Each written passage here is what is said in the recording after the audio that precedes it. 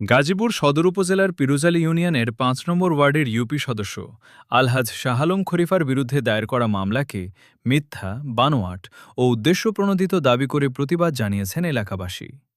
সোমবার এক প্রতিবাদ বিবৃতিতে ৫ নম্বর ওয়ার্ড ও পিরুজালী ইউনিয়নের সর্বস্তরের জনগণ এর নিন্দা ও প্রতিবাদ জানান। বিবৃতিতে বলা হয়, গত ৩১ জুলাই পিরুজালী ইউনিয়নের মধ্যপাড়া এলাকায় জমি ক্রয় বিক্রয়, ১১ লাখ টাকা বায়না এবং জমির দখলকে কেন্দ্র করে বিরোধের সৃষ্টি হয়। এর জেরে ইউপি সদস্য শাহ আলম খলিফার বিরুদ্ধে মামলা দায়ের করা হয়েছে বলে দাবি করেন তারা। এলাকাবাসীর অভিযোগ, নিরপেক্ষ ও সুষ্ঠু তদন্ত ছাড়াই তড়িঘড়ি করে মামলা গ্রহণ এবং সামাজিক যোগাযোগ মাধ্যমে অসত্য ও আপত্তিকর তথ্য প্রচার করা হয়েছে। তারা ঘটনার প্রকৃত সত্য উদ্ঘাটনে নিরপেক্ষ তদন্তের দাবি জানান।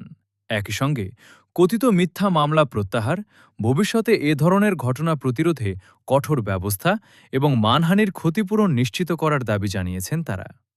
দাবি মেনে নেওয়া না হলে বৃহত্তর কর্মসূচির হুঁশিয়ারিও দিয়েছেন পিরুজালী ইউনিয়নের এলাকাবাসী। তবে অভিযোগের বিষয়ে আয়েশা আক্তার ও তার স্বামী নজরুল ইসলামের বক্তব্য তাৎক্ষণিকভাবে পাওয়া যায়নি। মহিলা খুব খারাপ, মহিলা রাস্তা নেমে গেছে। মহিলা এলাকার মধ্যে আমার বিদেশ থেকে দেশে মানুষের জ্বালাতন করবো বিচার আছে। তার একটা হাজির মানুষ, তার কেন লিখে তার মানুষ তার হরণি করবো বিচার আছে। আপনি